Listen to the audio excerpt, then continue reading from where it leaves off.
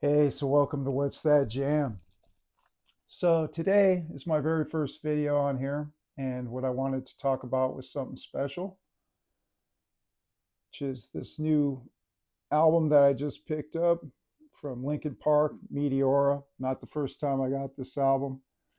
This is a Because Sound Matters copy. It's a one step of Linkin Park's Meteora album, which is pretty dope. It comes numbered. This one's number 2149 of 3000.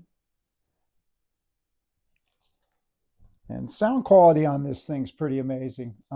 Really happy with that. Surprised it was a single disc, not a double, not a 2 LP. But regardless, it sounds great. Got to listen to it last night when I received it. So it got me thinking about doing a video and talking about Linkin Park and kind of a little bit of a background history of my relationship to Linkin Park and where it all started for me. And so with me, it started in 2000 when they released Hybrid Theory. Actually, before they released Hybrid Theory, I was I caught some of their tracks off of Napster.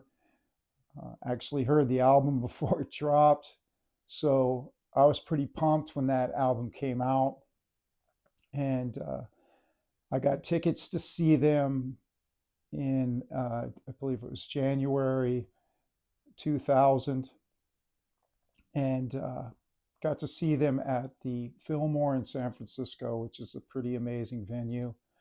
If you've ever been there, it's in San Francisco. It's a small club, holds about 900 people. They were brand new. There was a line, a lot of energy getting into the show. I went with my buddy JB, and we actually won. I won tickets on Live 105 radio station, which is also out of San Francisco, and I got a meet and greet. So I was pretty pumped. I was going to get to meet him on top of it. So they let us into the venue early just to show you. When you go to the Fillmore, what's really cool about it is they give you a poster when you leave. And so here's the actual poster from the show, which is really cool. You can't really see it if I get up close. I actually had all of the band members sign this poster, not at that show because they gave it to us at the end of the show, which I was kind of bummed. I was hoping they were going to give us this prior to us meeting them. So in the Fillmore, the way it works is there's an upstairs which has got kind of like two bars and a stairwell going down, and then the main floor, and there's chandeliers and the stage. It's not a really big venue, but there's some limited seating up top. If you're lucky enough to get there early, there's some tables up against the railing, and you got a good view of the band. Most people are on the floor, which is also a great. I mean, anywhere in this venue is great. The sound quality's pretty amazing inside of there, and so they took us up early to get back onto that story and got to meet Linkin Park in person, and it was kind of like it was like a it was just kind of chaotic because we were all up there. There was probably like 30 of us that had won this opportunity, and we're sitting there waiting around in this bar area, and then they kind of all just came out and were mingling in the crowd, and my objective was I wanted to get their autographs because I felt like they were going to blow up. I thought they were going to, for new metal music, and these guys, were, in my opinion, were going to be the next big thing. And I wanted to actually try to get them to all sign my CD since I couldn't get my poster signed.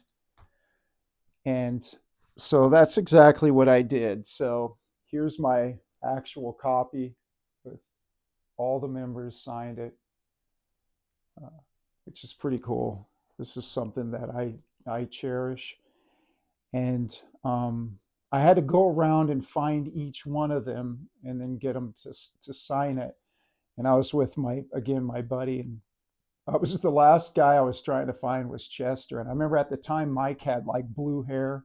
And you can look this up if you look on YouTube for Linkin Park at the Fillmore in San Francisco. That actual concert, there's a video from a local channel put out, and you can actually watch this event, not our the autograph signing, but the actual concert. And you can see Mike with his blue hair, and Chester's hair was blonde, but it was like dyed blonde.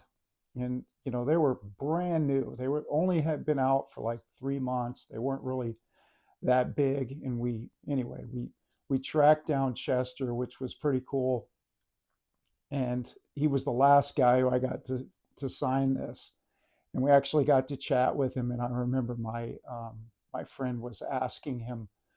So I don't know why he asked him, but he goes about the writer. He goes, "What about you guys as writer? What do you request when you're on tour?" They were touring on a bus at the time, right? So they weren't. I don't even think they were flying around. They were rolling around on this bus.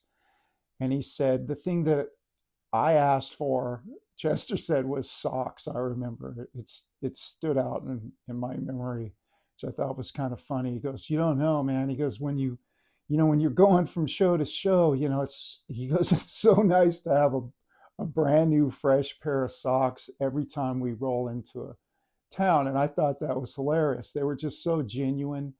And it was really a cool experience. And I was fortunate enough to get to meet them like 2 other times because they're super cool. They have a fan club, and they were really approachable and easy to meet. And so that kind of carries on to the next part of the story, which is Meteora.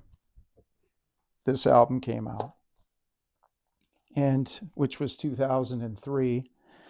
And so they toured on that, and then they came out with a book. And so again, another just a random thing. I went to our local Best Buy I forget, I was going to pick up something at Best Buy at the time. I went in the morning, and when I went in, I seen this Linkin Park poster, and I went over and I go, "What's that?" And it said, "Oh, if you buy this book, you can get a front of the line pass, and they're going to be here tomorrow, and you can meet them." And this was in 2004. I was like, "No way!" And I go, "Yeah, I'll buy one of those books." And they gave me like a wristband, and this was the book. And so this is it's just a collection of pictures from the Meteora, tour. And so I got this and went back that night, and I thought, they said they were going to sign the book, and I thought, you know what, I'm going to bring my poster. I'm going to roll it up and just try to see if I can get these guys, because I was determined to get this Fillmore poster signed. This one, which it is signed. I just didn't. I regret not having it like silver Sharpies or gold Sharpies. They were just signing with black ink at the time. And anyway, I got to meet each one of them. And again, another cool story was I slapped this thing on the table, and I remember they were all looking at it, and they go, "I remember that show." They were like talking to each other. And it was really cool because I was like the only one who had, probably the only one who probably has this poster that's actually autographed. And Chester seen it again, and he goes, "Dude, I got that poster hanging up in my house." And I go, "Get out of here." And then later I seen on, I think it was a Cribs or something, they went to his house, and you could probably find that on YouTube too. And sure enough, he has this poster hanging in his house, and I seen it myself later. And they were all really cool. They were all like, "Man, you sure you want to sign?" I go, "Yeah, man, I want to sign this thing." It was just a great moment. So that's really what I wanted to share today. I could talk more about the concert or something. I'd love to sit down with my buddy JB one day and do one of these videos with him and actually talk about the show. But hey, thanks for tuning in. Please subscribe, and peace.